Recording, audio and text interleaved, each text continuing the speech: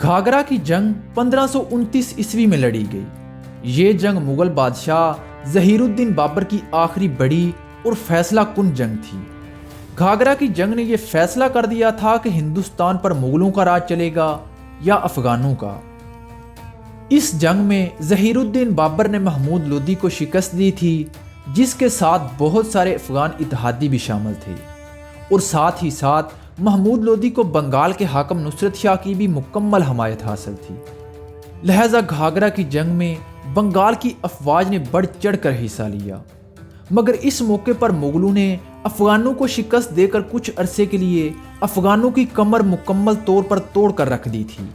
हालांकि बाद में शेर शाह सूरी ने हुमायूं को शिकस्त देकर मुगलों को भी हिंदुस्तान से बेदखल कर दिया था।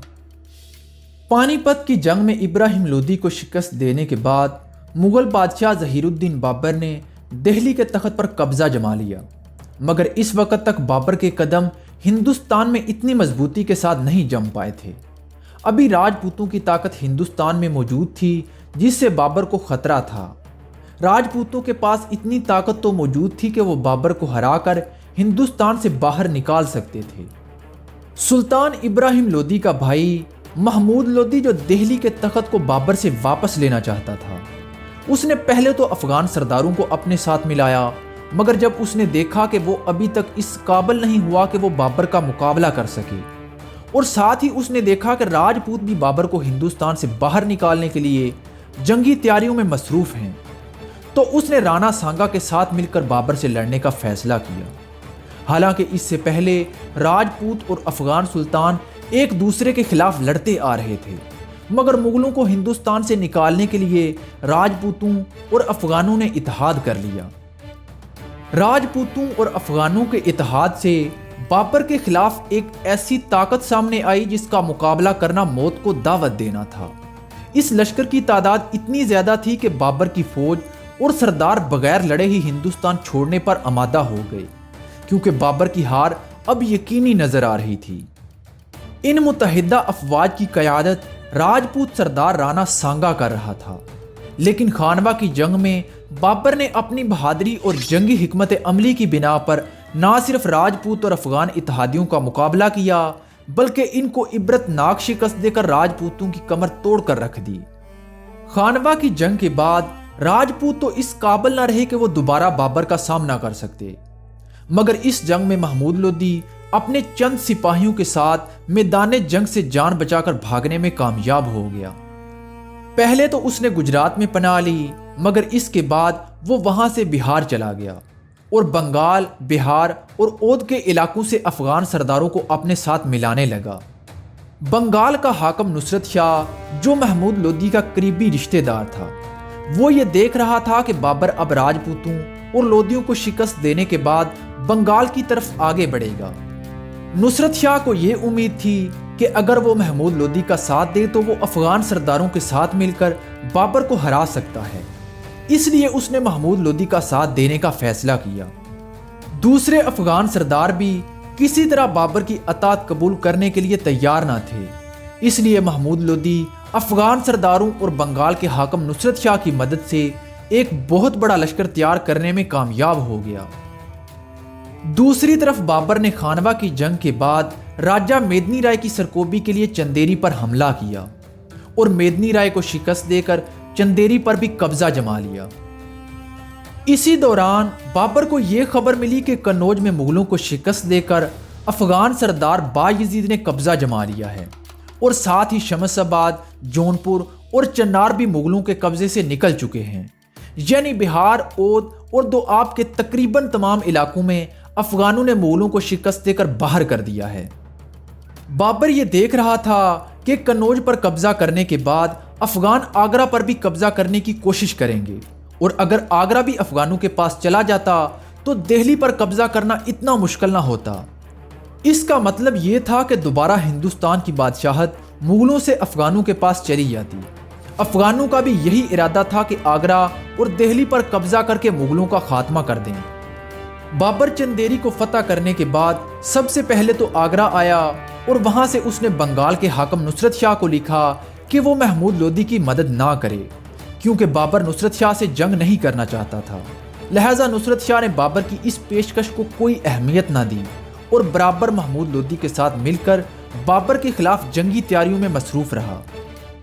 ان حالات کو دیکھتے ہوئے بابر نے ایک بار پھر اپنی افواج کو منظم کیا اور افغانوں کے مقابلے کے لیے نکلا۔ مغلوں نے دوآب اور اودھ میں افغانوں کو شکست دے کر بہار اور بنگال کی طرف بھاگنے پر مجبور کر دیا۔ لہٰذا تمام افغان سردار جو مغلوں سے شکست کھا چکے تھے وہ محمود لودھی کے افواج میں شامل ہونے لگے۔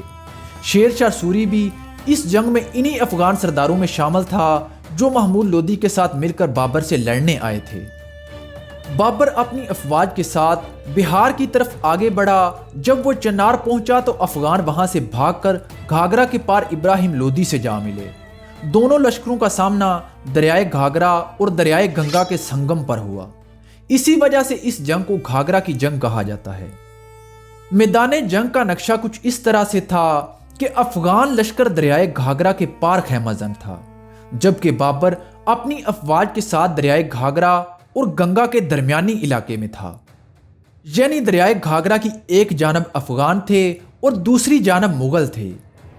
دونوں لشکروں کی تعداد میں مورخین کا اختلاف ہے، لیکن اس بات پر زیادہ تر مورخین کا اتفاق ہے کہ محمود لودھی کے لشکر کی تعداد تقریباً 1 لاکھ تھی اور بابر کے پاس 50,000 سپاہی تھے۔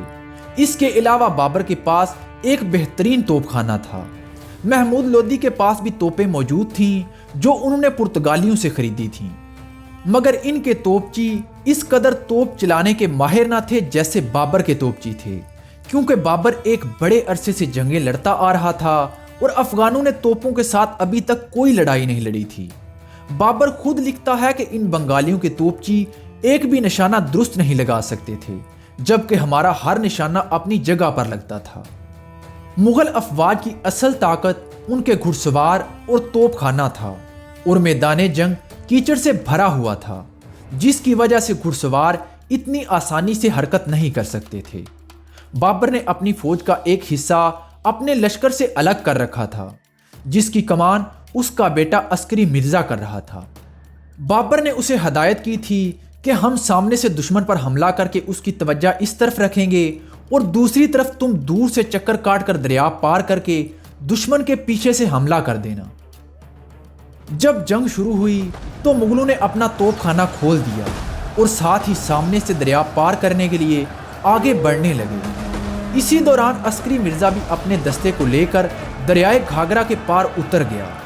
جب افغانوں کو یہ پتا چلا کہ مغل دریا کے پار اتر چکے ہیں تو افغانوں نے اپنی فوج کا ایک بڑا حصہ اس طرف بھیج دیا جس طرف سے عسکری مرزا نے دریا کو پار کیا تھا۔ ساتھ ہی بابر بھی اپنی فوج کے ساتھ دریا میں اتر گیا۔ مغل گھڑ سواروں نے تو گھوڑوں پر تیر کر دریا کو پار کیا، لیکن پیادوں نے کشتیوں پر سوار ہو کر دریا کو پار کیا۔ دریا کے دوسرے کنارے افغان پہلے سے ہی تیار کھڑے تھے۔ مغل پوری طرح ابھی دریا کے کنارے پر اترے بھی نہ تھے کہ افغانوں نے حملہ کر دیا۔ دریا کے کنارے ایک خون ریز جنگ شروع ہو گئی۔ کہا جاتا ہے کہ ہندوستان کی تاریخ میں یہ پہلی جنگ تھی جو خشکی اور پانی دونوں پر لڑی گئی۔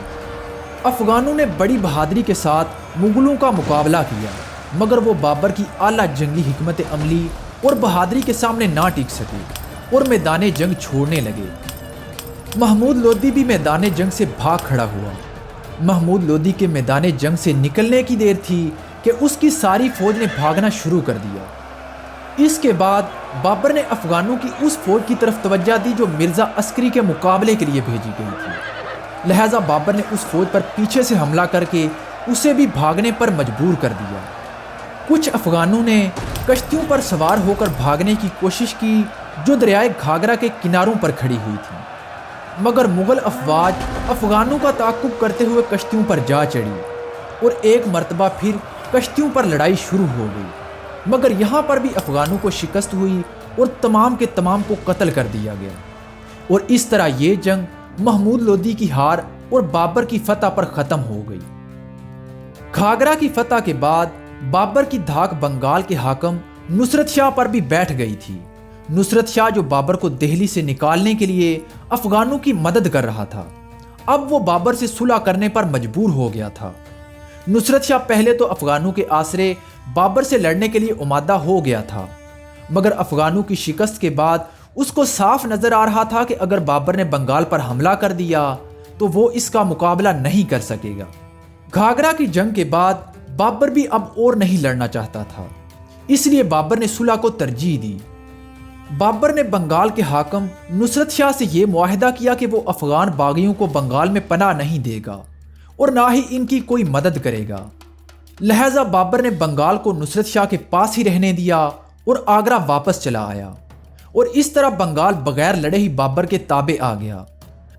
گھاگرا کی جنگ میں بابر نے ایک عرصے کے لیے افغانوں کی طاقت کو کچل دیا تھا، مگر بابر کے مرنے کے بعد افغان سردار فرید خان، جو بعد میں شیر شاہ سوری کے نام سے مشہور ہوئے اور سوری سلطنت کی بنیاد رکھی، انہوں نے بابر کے بیٹے ہمایوں کو شکست دے کر دہلی کے تخت پر قبضہ جما لیا تھا اور ایک عرصے تک کے لیے مغلوں کو ہندوستان سے بے دخل کر دیا تھا۔